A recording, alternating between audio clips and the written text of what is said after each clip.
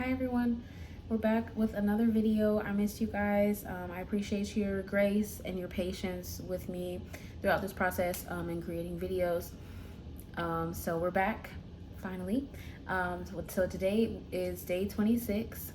We're getting close to the end here, but today is day 26, so we're going to be reading chapter 26, and I just want to highlight just a few things that stuck out to me while I was reading.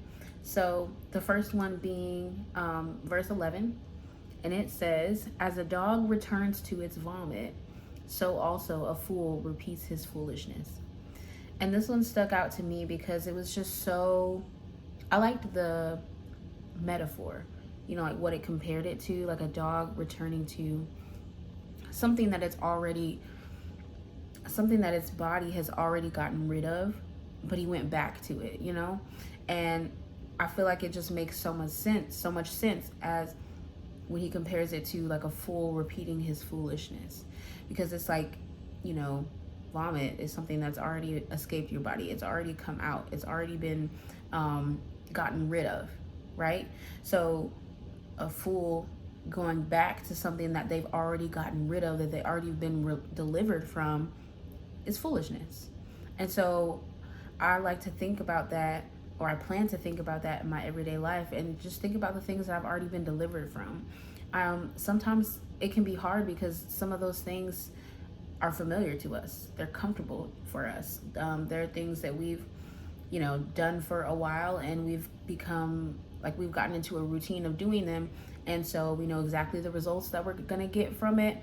And so it's easy to go back to it because we know exactly what we're going to get. There's no uncertainty there. There's no faith that could be used, because we already know the results. But I just like that it was interesting that it compared it to that. And so the next thing that I really liked about this chapter was verse 20 and 21. It says, "Without wood, fire goes out.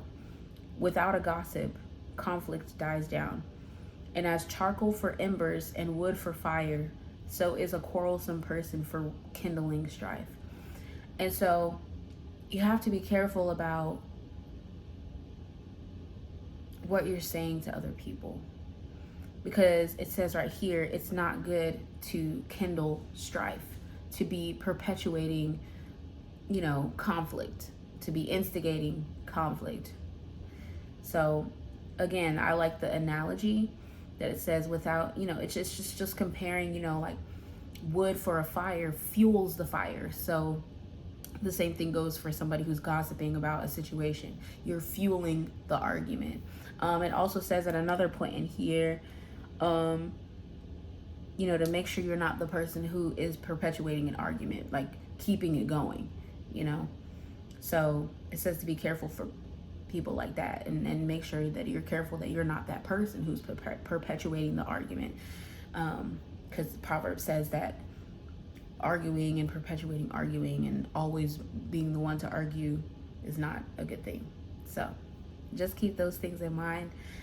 Those are just a few things that I liked. I hope you enjoyed this chapter as well.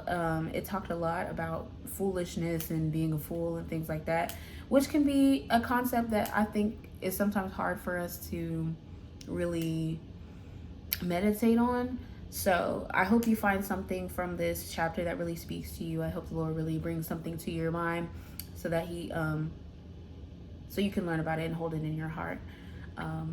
So yeah, that's all I got. I'll let you guys go. Enjoy the rest of your evening. I love y'all. Thank you so much for participating again. I tell y'all all the time, I'm so appreciative of your support, and I hope you're really enjoying this, and God is going to honor your sacrifice. So I love y'all. I'll talk to you soon, and enjoy the rest of your night, morning, day, evening, whenever you're watching it. All right. Love you. Bye.